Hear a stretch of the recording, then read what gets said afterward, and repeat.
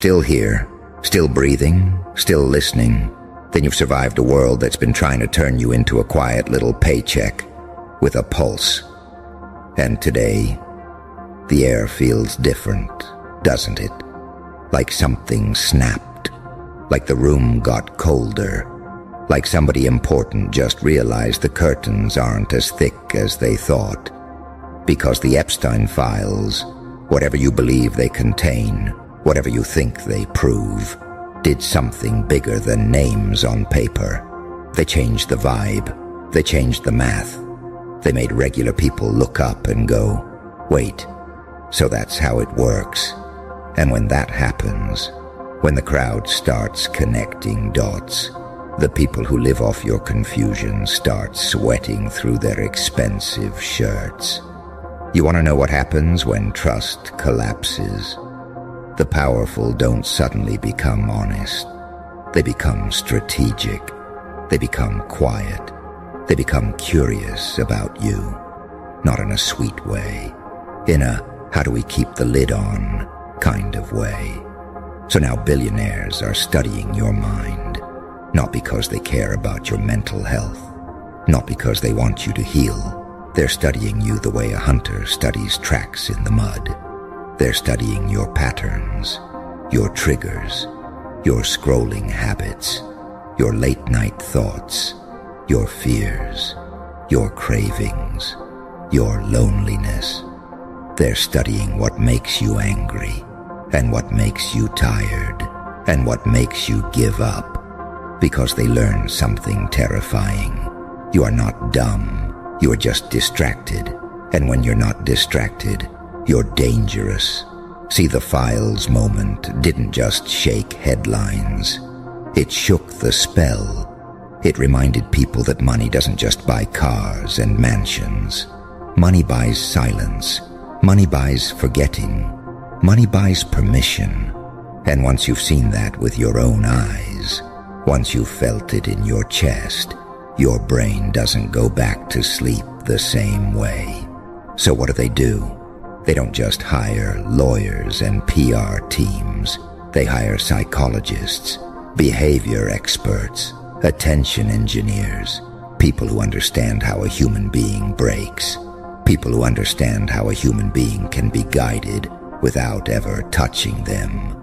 And you're sitting there like, that sounds paranoid. No. Paranoid is thinking you're important enough for the universe to personally curse you. This is just business. You think those apps are free because they're generous? You think those recommended for you feeds are just cute little coincidences? You think the world is spinning because it loves you? Please, you are the product.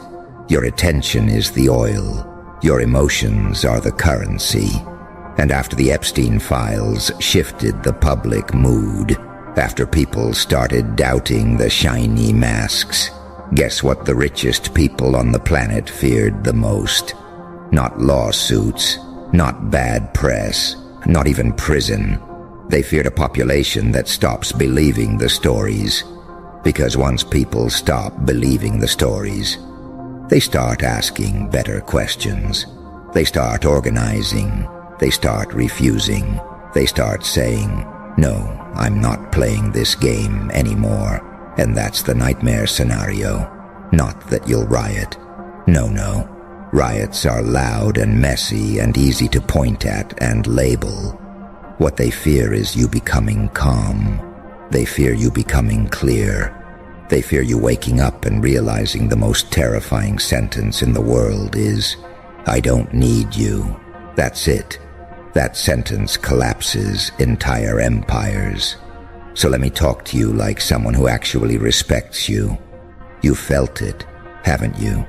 That weird shift in the air. That constant pressure. That feeling that every day there's some new outrage, some new scandal, some new fight you're supposed to join like it's a sports team. They want you exhausted. They want you arguing in the comments. They want you stuck in survival mode because survival mode makes you predictable. When you're stressed, you reach for comfort. When you're lonely, you reach for validation. When you're scared, you reach for authority. And authority, real authority. The kind that wears expensive watches and never gets its hands dirty. Feeds on your reflexes. So they build systems that train your reflexes. They study which headlines make you click. They study which words make you freeze. They study which images make your chest tighten. They study what makes you feel powerless, because a powerless person buys more things. A powerless person stays quiet at work. A powerless person tolerates disrespect. A powerless person thinks, that's just how it is. But here's what the Epstein files really did. Whether you love the topic or hate it, they made people feel something they haven't felt in a long time. Suspicion, not the sloppy kind, like, everyone's out to get me. I'm talking about earned suspicion, the kind that says, hold on, who benefits? The kind that makes you look at the world like a chessboard, because that's what it is. And guess what? Once you start seeing the chessboard, you can't unsee it. You start noticing how the same type of people always land softly, how consequences are for the broke, how justice gets delayed until your rage cools off, how the news cycles keep spinning like a blender until your emotions become soup. You start noticing that outrage is used like a leash, and the rich don't fear outrage. They fund it, they shape it, they point it, they let it burn just hot enough to keep you distracted, but not hot enough to melt the system. So now they're studying your mind to perfect the leash, to make it softer, prettier, more comfortable. A velvet leash, because you won't fight a leash if it feels like a necklace. And you know the cruelest part? They don't even need to hate you. They don't need to sit in a room plotting your downfall like cartoon villains. They just need to see you as a resource, a number, a demographic, a market segment. And if you've ever been treated like you're not human, like you're just what you can provide, then you already understand the psychology of power. Power doesn't ask how you feel. Power asks what you're worth. So let's make this personal. Have you ever felt that moment, late at night, when the noise finally drops? You're alone with your thoughts. No notifications, no bright screens, just you and that uncomfortable silence. And suddenly you realize you've been carrying stress that doesn't even belong to you. Like you've been drafted into battles you didn't choose. Like you've been guilt-tripped into caring about everything. So you never have enough energy to care about the one thing that could actually change your life. Your own control. That's not an accident. That's design. Because when you're constantly emotionally overloaded, you don't build, you don't plan, you don't sharpen, you just react. And reacting is the easiest form of control. So yes, billionaires are studying your mind. They're studying how fast you forgive, how quickly you forget, how long your anger lasts, how easily you can be split into teams, how quickly you can be made to doubt yourself. And they've got serious tools, not just ads, not just propaganda. Tools that learn, tools that adapt, tools that watch you. Not watch like a creepy guy in a trench coat. Worse, watch like a system that knows what you'll do before you do it. You ever type a sentence and your phone finishes it? You ever feel like your feed read your mood?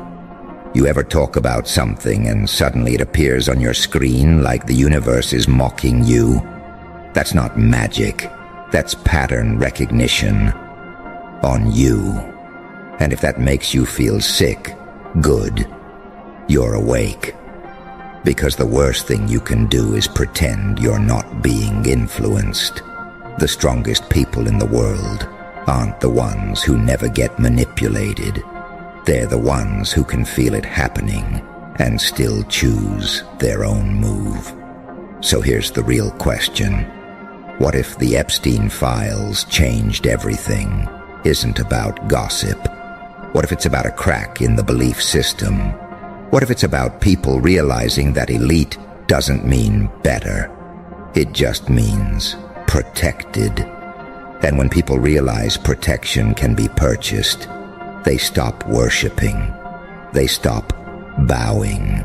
They stop romanticizing. They start seeing the billionaire class for what it is, an ecosystem. And ecosystems don't care about your feelings. They care about balance. They care about control. Now let me tell you the part nobody says out loud. Your mind is the last territory they don't fully own. They can own your time if you sell it. They can own your body if you're too tired to resist.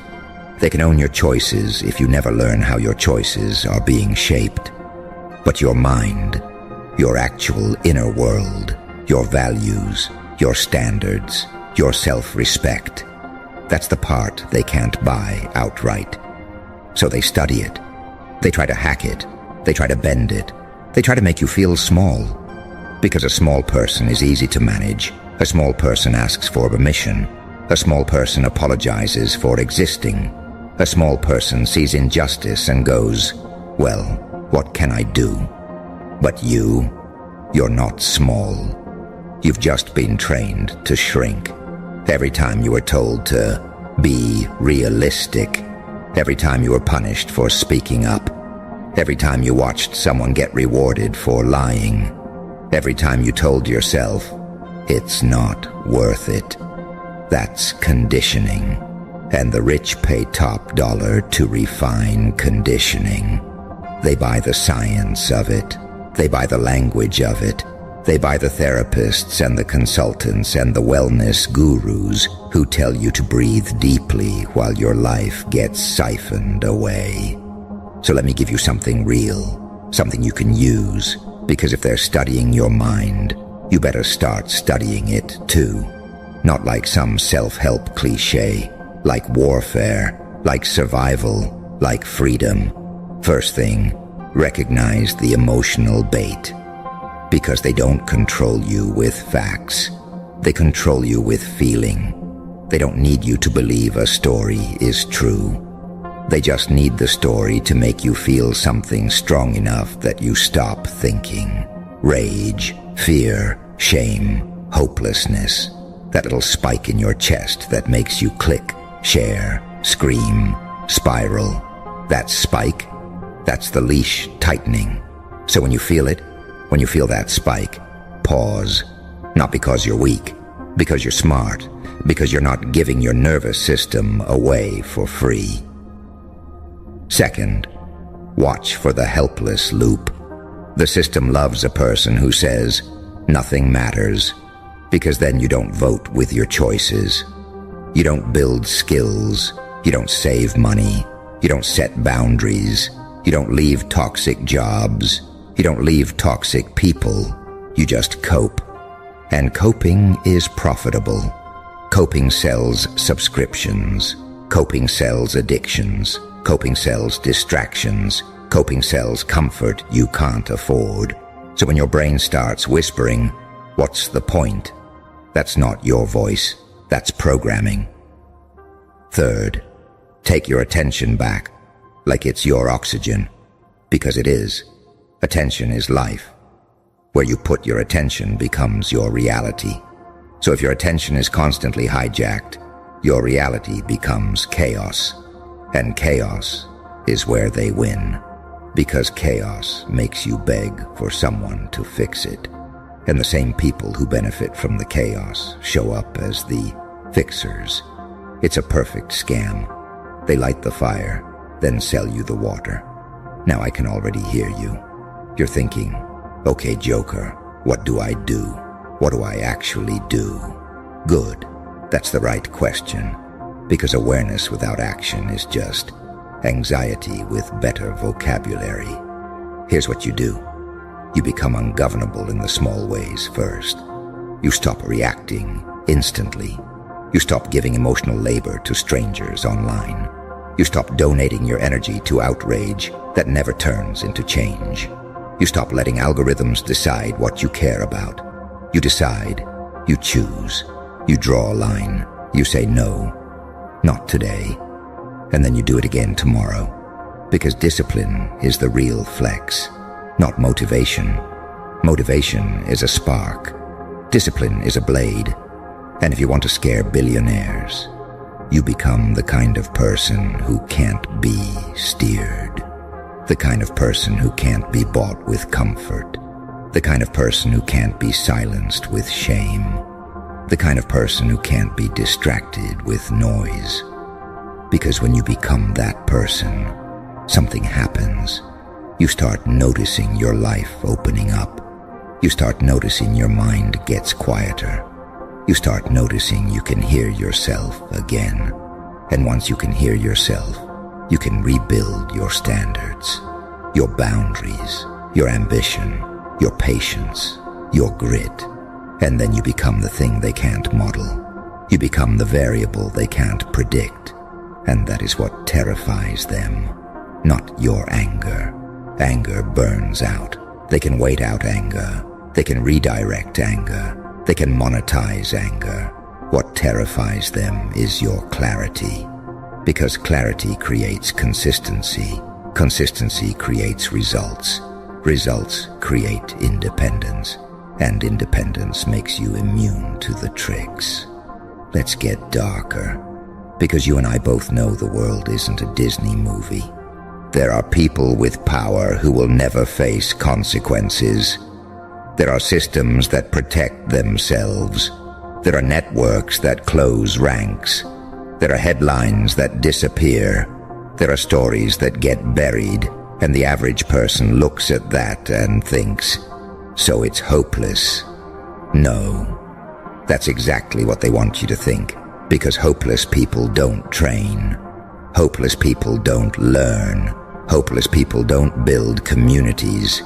Hopeless people don't grow teeth. So you want to flip the script? You turn that darkness into fuel. You let it sharpen you. You let it mature you. You let it strip the naive parts off you. Not into cynicism, into precision. You stop being surprised by corruption. You start being prepared for it. You stop being shocked that people lie. You start building a life where lies don't control you. You stop waiting for validation from broken institutions. You start validating yourself with proof. Your habits, your progress, your standards. And you stop thinking the system is one big thing you have to defeat all at once. That's another trap. They want you overwhelmed. They want you thinking you need to be a superhero. You don't. You need to be consistent. Because the system isn't one monster. It's a million little agreements you've been pressured to make. You can break those agreements, one by one. You can stop agreeing to be disrespected. You can stop agreeing to be underpaid. You can stop agreeing to be distracted. You can stop agreeing to hate yourself. That last one, that's the biggest one, because self-hate is the ultimate control mechanism. If they can get you to believe you're not enough, you'll chase their approval forever. You'll buy, you'll beg, you'll perform. You'll stay in rooms that drain you. You'll accept crumbs and call it a meal. So let me say something that might hit you like a brick. The reason they're studying your mind is because your mind is starting to rebel. Your mind is starting to notice patterns. Your mind is starting to connect experiences. Your mind is starting to question authority. Your mind is starting to look at your life and go, wait, why am I living like this? And that question is deadly. Because once you ask that question, you can't unask it. You start seeing the subtle humiliations you tolerate. The way you shrink your dreams to fit other people's comfort. The way you keep peace by swallowing your truth. The way you numb yourself so you don't have to feel how disappointed you are in your own potential. And that disappointment, that's not a weakness. That's a signal. That's your future self screaming through time like, "Stop wasting me." So here's the reward. Here's the part you've been waiting for. If billionaires are studying your mind, it means your mind has value. It means your attention has power. It means your choices matter. They wouldn't spend money analyzing a thing that doesn't matter. They study storms. They study markets. They study movements. They study threats. So take it as proof. You're not irrelevant. You're not powerless. You're not some disposable background character. You're a force they'd rather keep asleep. And today, you don't have to rage. You don't have to scream. You don't have to go on some messy crusade. You just have to become unrecognizable. To the version of you that used to fold. To the version of you that used to beg. To the version of you that used to settle. You start small. You wake up and you do the thing you keep avoiding. You stop feeding the addiction you keep excusing. You cut off the person who keeps draining you. You save money even if it's ugly. You learn a skill even if you suck at first. You get your body back even if it's slow. You stop waiting for the perfect mood. You move anyway. Because every time you do that, you're reclaiming territory in your own brain. You're telling the world, "I decide." And when you become someone who decides, the entire game changes. Because the world is full of people who react. It's full of people who get played like instruments.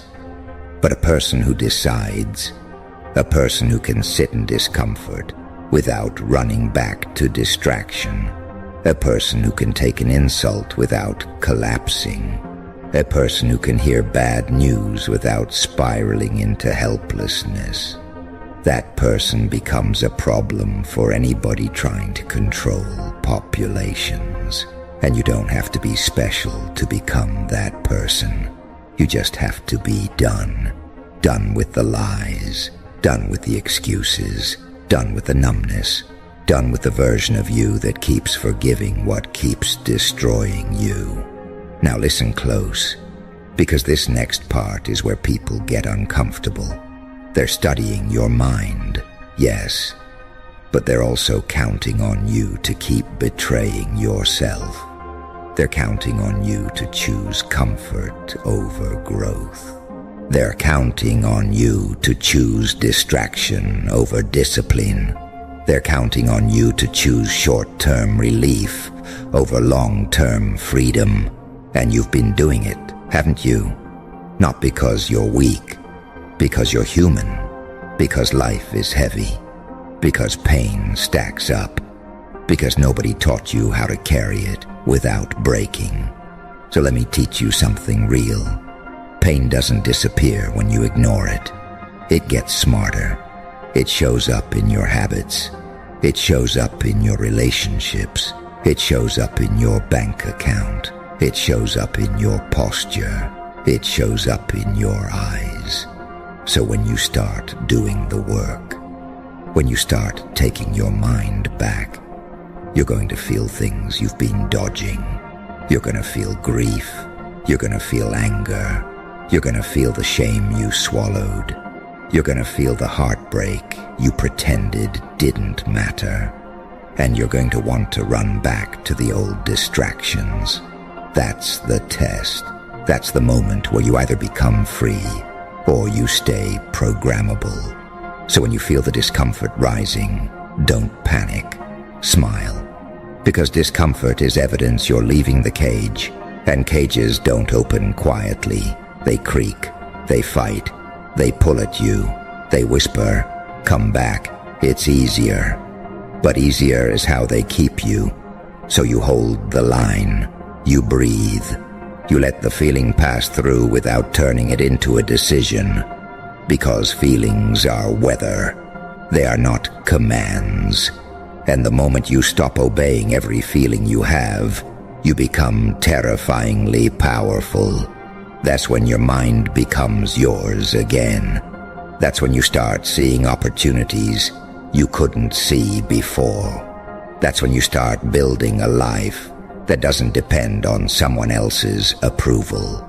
That's when you start saying no without explaining.